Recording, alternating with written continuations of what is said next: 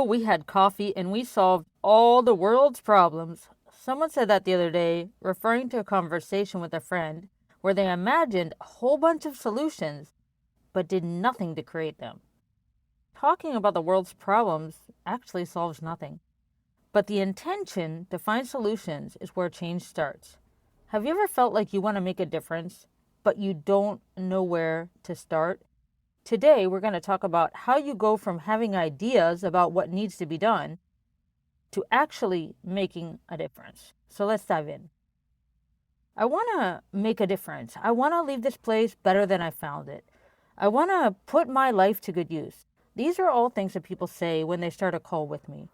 Typically, they feel like they're past their expiration date in their current role and that they're seeing that their work is just really not having an impact in areas that are near and dear to them. That's why they call me in the first place. It's not to get a brand or to have marketing done, it's because they genuinely want to make a difference. Invariably, they also say, but I don't know where to start. If you want to use your career, your experience, your expertise, your knowledge, or even your life story to make a difference, the starting point is understanding what difference you want to make. When I ask most people that question, what difference do you want to make? They're not clear. There are a lot of things that are quote unquote wrong and that need fixing. In just a minute, I'll take you deeper on that so we can identify exactly the change that you want to bring about. But once you define the difference that you want to make, the second step, which is where most people get tripped up, and their desire to make a difference just goes unquenched. And then they accept a life where they know that they're living below their potential. They could have done more. They could be doing more. That second step is ownership. Every time I say ownership, I get a ton of pushback because people say, but I didn't cause the problem. There was a psychologist named Rollo May who wrote over 70 years ago in his book, Man's Search for Himself. He wrote, the opposite of courage in our society is not cowardice, it's conformity.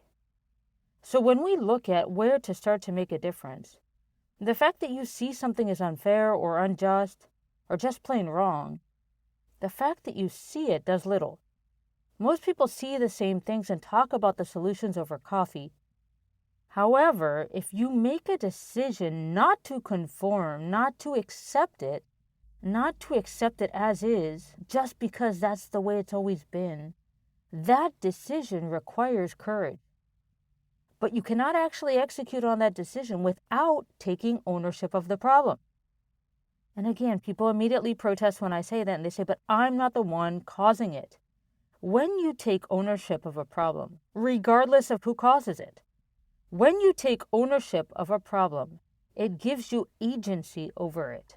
And when you have agency, you can take action. And agency and action are the only path to different results. And it also means you take ownership of the world you want to create instead.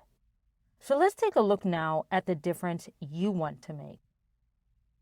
What is that injustice that you really want to solve? That thing that if you could spend your life and your career fixing it, making it better, it would totally inspire you because you'd leave the world a better place.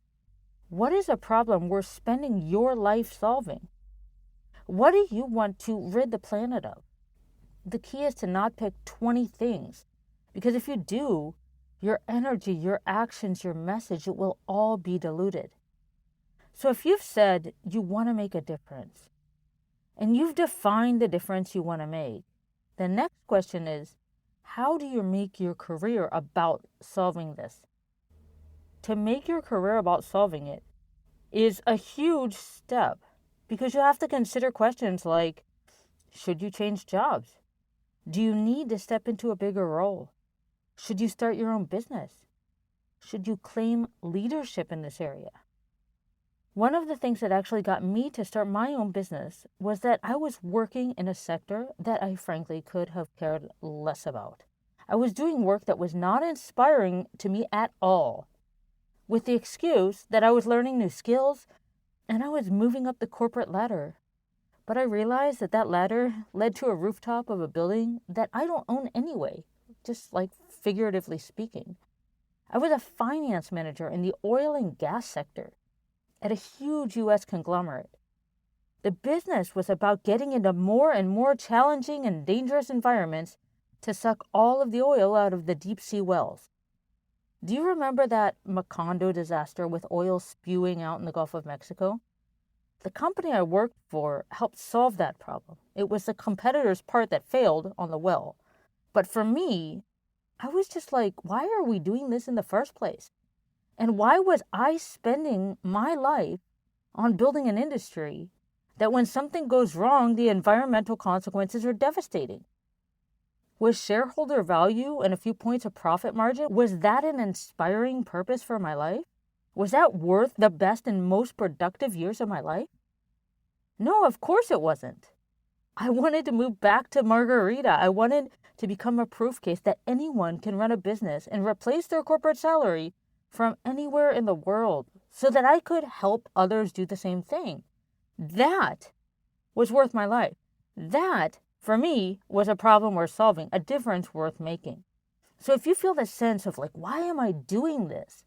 Or if you feel no real sense of fulfillment coming from your career, it's important to look at, are you spending your time, your career, solving a problem that matters to you? Your work probably occupies over a third of your life right now. So are you spending it doing something that matters to you?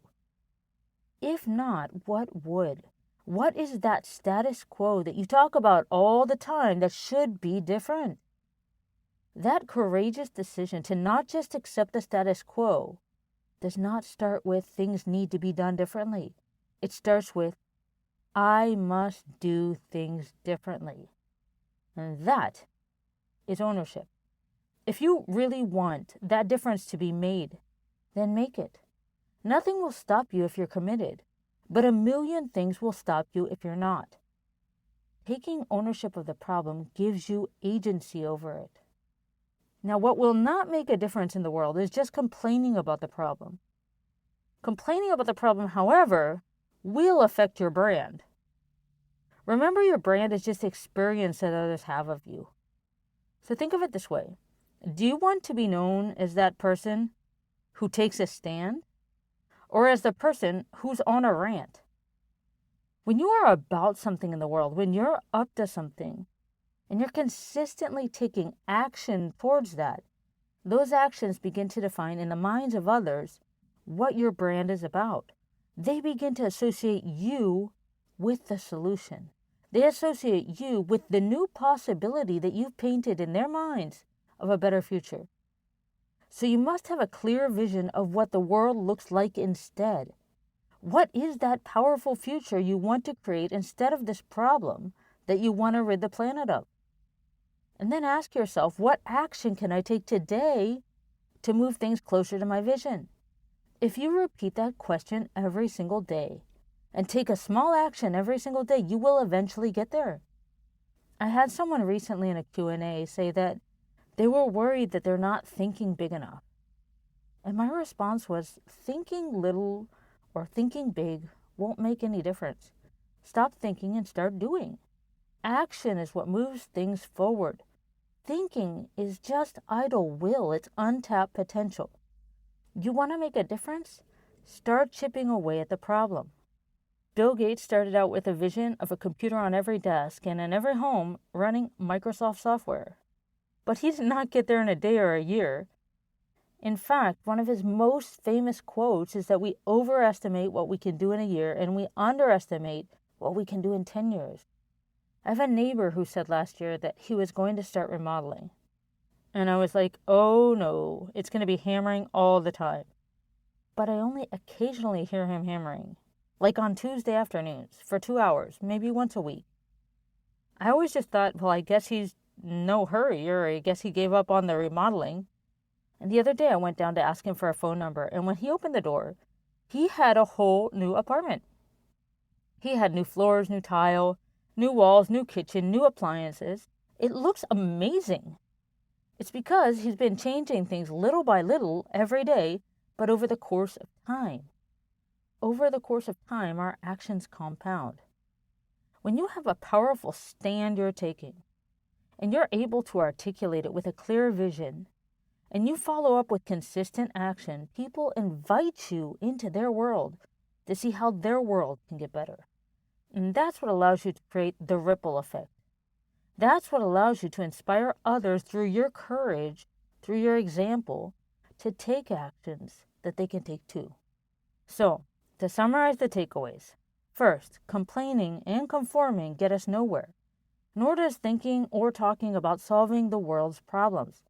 70 years ago, Rollo May had it right. The opposite of courage in our society is not cowardice, it's conformity. So, what are you no longer willing to conform to? What are you no longer willing to accept just because that's the way things have always been? Every day you don't spend acting on something that matters to you is another day spent acting on something that doesn't. Take action every day, even if it's small. Time allows your actions to compound. So, if you want to make a difference, stop imagining a better world and create one. Ownership, agency, and action are the only way to do that. I'm Melissa Marchand, helping accomplished professionals build consulting businesses they love. If you know someone who wants to make a difference, share this episode with them.